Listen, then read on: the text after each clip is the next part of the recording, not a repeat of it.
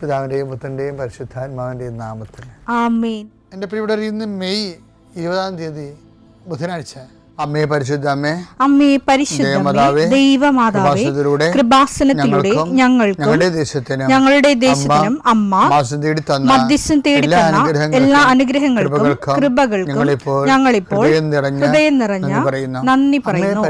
അമ്മേ പരിശുദ്ധമേ, ദൈവമാതാവേ, 2004 ഡിസംബർ 7 ഉച്ചകഴിഞ്ഞ് 2:30 കൃപാസനത്തിൽ സംഭവിച്ച അമ്മയുടെ പ്രത്യക്ഷപ്പെടലിനെ കുറിച്ച് തിരുസഭയ്ക്ക് സമർപ്പിച്ചിരിക്കുന്ന പഠനരേഖകളുടെ മേൽ സഭാത്മകമായ പഠനം ആരംഭിക്കുവാൻ ഞങ്ങൾ പ്രാർത്ഥിക്കുന്നു. അമ്മേ പരിശുദ്ധമേ, ഭൂസ്വർലോകങ്ങളുടെ രാജ്ഞിയായ അങ്ങേയ്ക്ക് ഭൗമസംരക്ഷണത്തിനായി പ്രപഞ്ചപ്രകൃതിയെ തന്നെ തിരുസഭ പ്രതിഷ്ഠിക്കുവാൻ ഈ പ്രത്യക്ഷീകരണം വഴി ഇടയാക്കണമേ. പരിശുദ്ധമേ, ജപമാല മാതാവേ, സകല കൃപാസനം പ്രാർത്ഥനയോടും ചേർത്ത് ഞങ്ങളിപ്പോൾ പ്രാർത്ഥിക്കുന്ന ഈ കുടുംബത്തിന്റെ പ്രത്യേക നിയോഗം പറ മക്കളെ.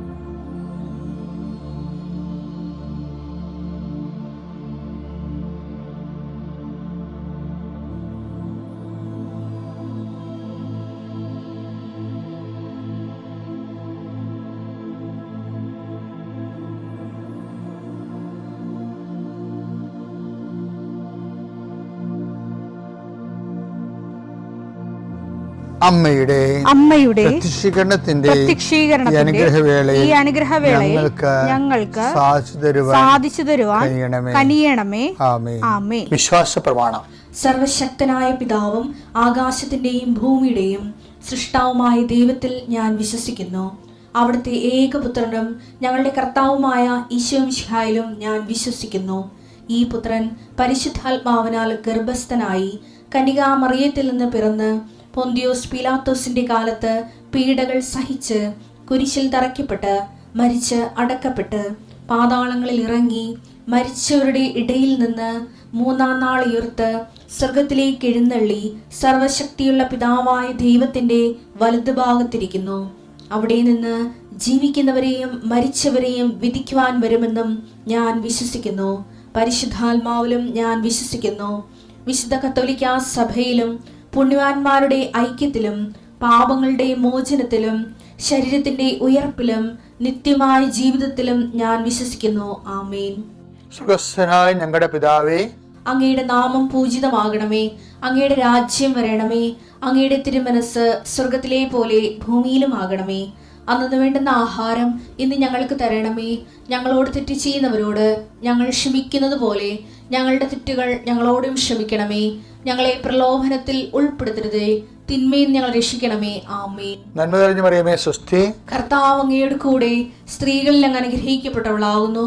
അങ്ങയുടെ ഉദരത്തിൻ ഫലമായി ഈശോ അനുഗ്രഹിക്കപ്പെട്ടവനാകുന്നു. പരിശുദ്ധ മറിയമേ, തമ്പുരാന്റെ അമ്മേ, പാപികളായ ഞങ്ങൾക്ക് വേണ്ടി ഇപ്പോഴും ഞങ്ങളുടെ മരണസമയത്തും തമ്പുരാനോട് അപേക്ഷിക്കണമേ. ആമേൻ. കർത്താവേ, നിന്റെ ഉന്നതമായ നാമത്തിന് സ്തോത്രം ചെയ്യുന്നു. കർത്താവേ, നിന്റെ വിശുദ്ധ പൗരോഹിത്യത്തെ മഹത്വപ്പെടുത്തണമേ. കർത്താവെ, സഭയിലുള്ള സാന്നിധ്യം ദൃഢമാക്കണം. 40 വർഷം ഞാൻ അർപ്പിച്ച കൃപാസന ജീവനോടെ പ്രത്യക്ഷപ്പെട്ട മാതാവിൻ്റെ സാന്നിധ്യം ഈ കൃപാസനത്തിൽ വന്നിറങ്ങി പ്രാർത്ഥിച്ചു പോകുന്ന ലക്ഷോപലക്ഷം മനുഷ്യരുടെ പ്രാർത്ഥനയുടെ ശക്തിയാൽ ഞാൻ ഇന്നത്തെ ദിവസത്തെ എൻ്റെ മക്കളുടെ ആവശ്യങ്ങളെ കർത്താവിൻ്റെ ദൃശ്യം സമർപ്പിച്ചുകൊണ്ട് ആശീർവദിക്കുന്നു. കർത്താവെ, അങ്ങയുടെ മക്കളുടെ മേൽ നിൻ്റെ തിരുമുറുപാട് മരുന്നുകരം വെക്കണമേ. എൻ്റെ കർത്താവിൻ്റെ ഉന്നതമായ നാമത്തിൽ ശിരസിൻ്റെ രോഗങ്ങൾ,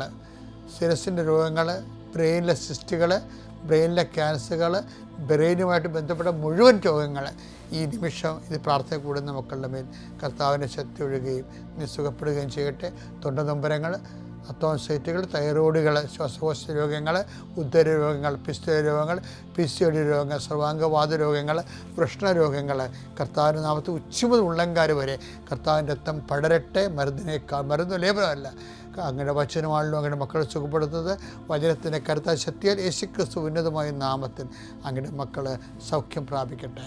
കർത്താവെ, ഇന്നത്തെ യാത്ര, ഇന്നത്തെ സംസാരം, ഇന്നത്തെ കമ്മ്യൂണിക്കേഷൻസ്, ഇന്നത്തെ ഒപ്പുകൾ, ഇന്നത്തെ എഴുത്തുകൾ, ഇന്നത്തെ ഉപയോഗിക്കുന്ന വാഹനങ്ങൾ, കർത്താവ് ഇന്ന് ചെയ്തു തീർക്കേണ്ട എല്ലാ ഉത്തരവാദിത്തങ്ങളും കണ്ടുമുട്ടുന്ന എല്ലാ വ്യക്തികളുടെ മേലും എൻ്റെ മക്കളുടെ മേൽ കർത്താവിൻ്റെ ശക്തി പ്രവർത്തിക്കുകയും മാതാവിൻ്റെ മധ്യസ്ഥത്തിൽ സഞ്ചാരി മാതാവ് സമയത്തിൻ്റെ അധികാരം നിലമേലങ്കിയാൽ നിങ്ങളെ പൊതുകയും സന്തോഷത്തോടെ നിങ്ങൾ രാത്രി തിരിച്ചു വരാൻ ദൈവം അനുവദിക്കുകയും ചെയ്യട്ടെ. നിത്യപിതാപുത്രൻ പരിശുദ്ധാത്മാശ്വരശ്വരെ നീക്കുവാവേ.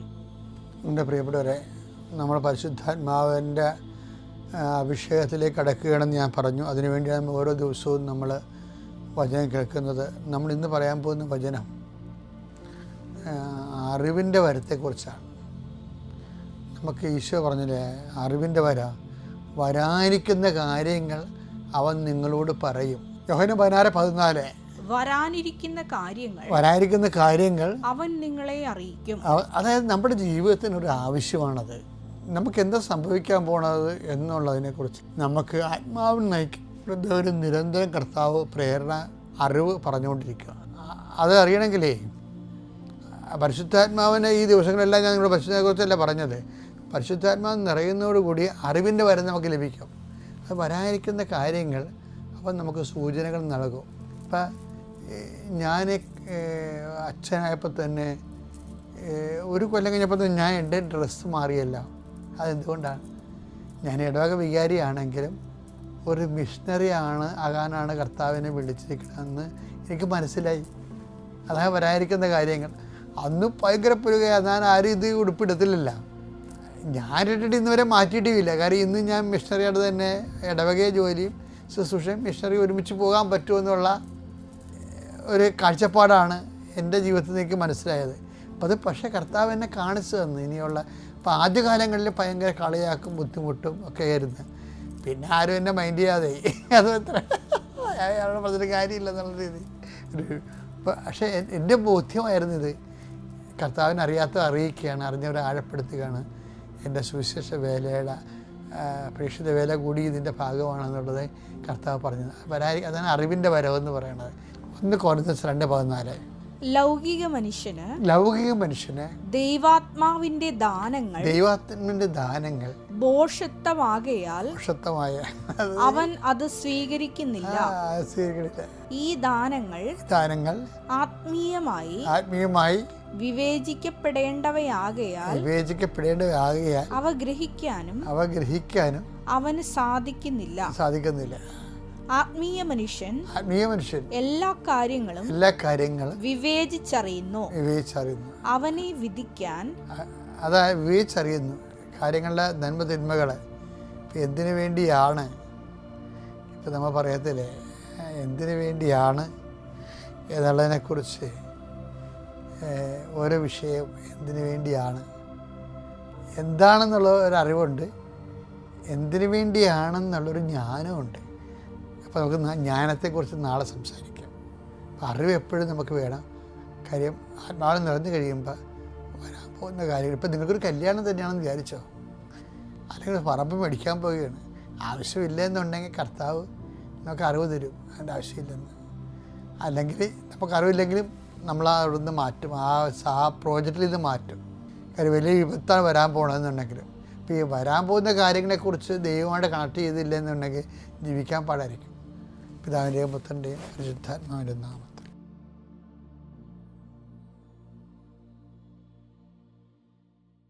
അത്യപൂർവ ദൈവാനുഭവങ്ങൾ ഇനി നിങ്ങൾക്കും സ്വന്തം. ഈ യൂട്യൂബ് ചാനൽ ഇതുവരെ സബ്സ്ക്രൈബ് ചെയ്തിട്ടില്ലെങ്കിൽ ഇപ്പോൾ തന്നെ സബ്സ്ക്രൈബ് ചെയ്യുക. ഈ വീഡിയോ ഇപ്പോൾ തന്നെ നിങ്ങളുടെ സുഹൃത്തുക്കൾക്ക് ഷെയർ ചെയ്തുകൊണ്ട് കർത്താവിൻ്റെ പ്രേക്ഷിതരാകുക.